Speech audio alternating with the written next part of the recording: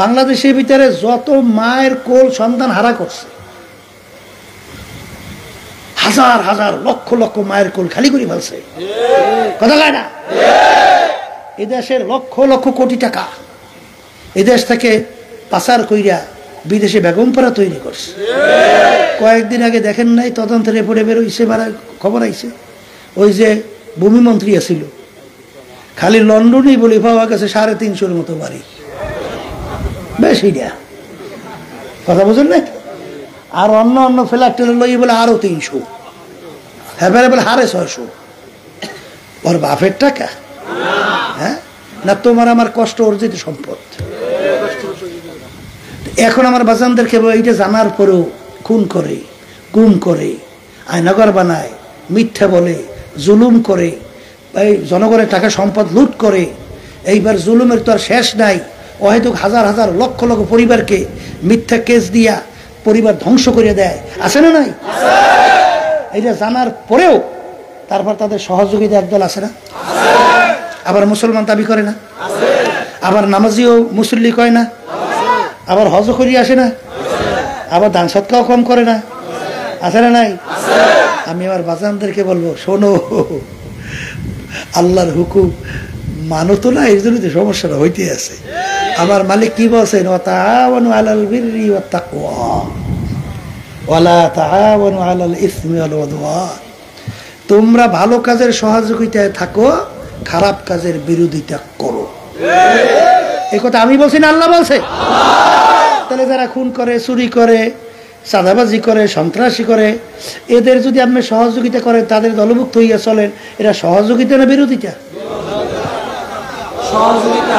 এই সহযোগিতা করলে আল্লাহর হুকুম মানছেন? তাহলে যদি না মাইনে থাকে, তাহলে শান্তিটা পাইবেন কই? কোথায় পাইবেন? হ্যাঁ, শান্তি তালাশ করে পাওয়া যায় না। এইটা হইতেছে একমাত্র এই দুনিয়ার মহব্বতের কারণে, কথা ঠিক কিনা? যেই দুনিয়ার মহব্বতের কারণে আজকে আমরা সব শেষ করতেছি, সেই দুনিয়া সম্পর্কে আল্লাহ রাসূল সাল্লাল্লাহু আলাইহি ওয়াসাল্লাম আমাদেরকে শুনাইয়া বলছেন, কি বলছেন? আদ-দুনিয়া জিফাতুন ওয়া তালিবুহা কিলাব। এ আমার উম্মতেরা, এই যে দুনিয়া দেখো এবং দুনিয়ার যত সম্মান সম্পদ দেখো, এটা হলো একটা মরক বা মুর্দার মতো। মুর্দা, মুর্দা, মরা লাশ। আল্লাহ রাসূল সাল্লাল্লাহু আলাইহি ওয়াসাল্লাম বলেন, আখারে মুর্দার পিছনে দৌড়ায় কুকুরের দল, যারা নাকি আখিরাতকে শেষ কইরা ভুইলা আল্লাহ এবং আল্লাহর রসুলের হুকুম অমান্য কইরা যারা এই দুনিয়ার পিছনে পড়বা, আল্লাহ রসুল সাল্লাল্লাহু আলাইহি ওয়াসাল্লাম বলেন, এরা হইল দুনিয়ায় কুকুরের দল। অন্য হাদিসের ভিতরে আল্লাহ রসুল সাল্লাল্লাহু আলাইহি ওয়াসাল্লাম বলেন, দুনিয়া এবং দুনিয়ার ভিতরে যত সম্পদ, কাবাউদাতেন, আমার মালিকের কাছে একটা মাছির পাখনার মতো। মাছি বা মশার পাখনার মতো। এই মাছি মশার পাখনার মূল্য আছে কি? 1 লক্ষ, 2 লক্ষ, 5 লক্ষ, 1 কোটি। মশার পাখনা আপনি একাত্রিত কইয়া তারপর বাজারে বস্তা ভরিয়ে নিয়ে যাইবেন, এর দাম বাজারে কয় টাকা পায়? কোনো পাওয়া যায়? কেন পাওয়া যায় না? ওর কোনো মূল্য তেমন নাই। কিন্তু আমার মালিক মাছি মক্কার পাশাস পাকার সঙ্গে কেন তুলনা করলেন? কারণ আমার মালিক 18,000 কম বেশি মাখলুকাত সৃষ্টি করলেন, এর ভিতরে মাছি মশা এটাও তো আমার মাওলার সৃষ্টি, একটা মাখলুক। যে কারিগর যে জিনিস তৈরি করে, ছোট হোক বড় হোক, খারাপ হোক ভালো হোক, ওই কারিগরের কাছে ওই জিনিস তার কিন্তু একটা ভিন্ন মূল্য থাকে, কথা ঠিক না বেঠিক?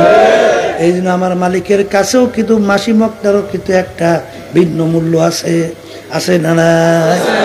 এই জন্য আমার বাজানদেরকে বলবো, পর্দা আলে মা বোনরা যারা শুনতেছেন, দুনিয়া এবং দুনিয়ার ভিতরে যত সম্পদ, আল্লাহ রাসূল সাল্লাল্লাহু আলাইহি ওয়াসাল্লাম বলেন, একটা মাছি বা একটা মশার পাখনার সমান। আসলে যারা ঈমানদার, যারা আল্লাহকে বিশ্বাস করে, আখিরাতকে বিশ্বাস করে, আসলে তাদের কাছে দুনিয়ার কোনো গুরুত্ব মূল্যই ছিল না। জোরে বলেন কথা ঠিক না বেঠিক? আল্লাহর বান্দারা আবু বকর সিদ্দিক রাদিয়াল্লাহু তাআলা আনহু কুরাইশ বংশের লোক ছিল, ওদিকের নেতা গোছের লোক।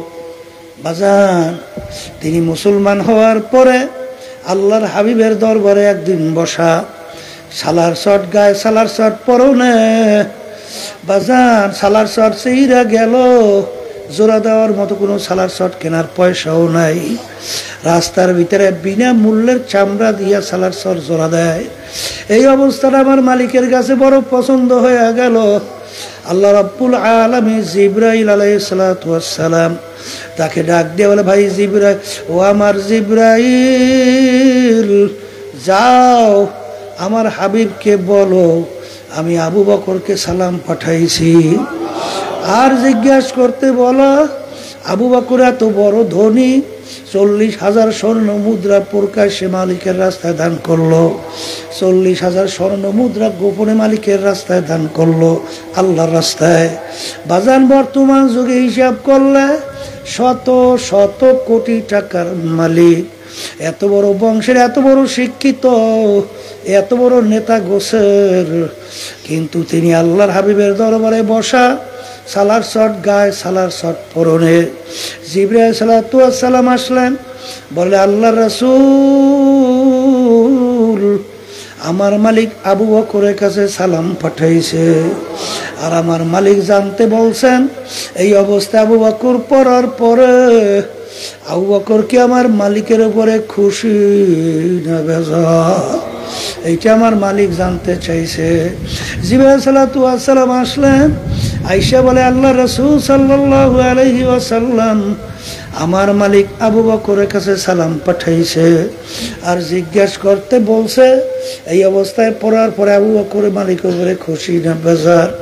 আল্লাহর হাবিব বলেন, আবু বকর, আমার মালিক তোমার কাছে সালাম পাঠাইছে, আর জিজ্ঞাসা করতে বলছে তুমি এই অবস্থায় পড়াবার খুশি না বাজার। তিনি দু চোখের পানি ছাড়ে আর কান্দে, আর বলে, ইন্নী লিরাব্বির রাজ, ইন্নী লিরাব্বির রাজ, আমি আমার মালিকের উপরে খুশি, আমি আমার মালিকের উপরে খুশি।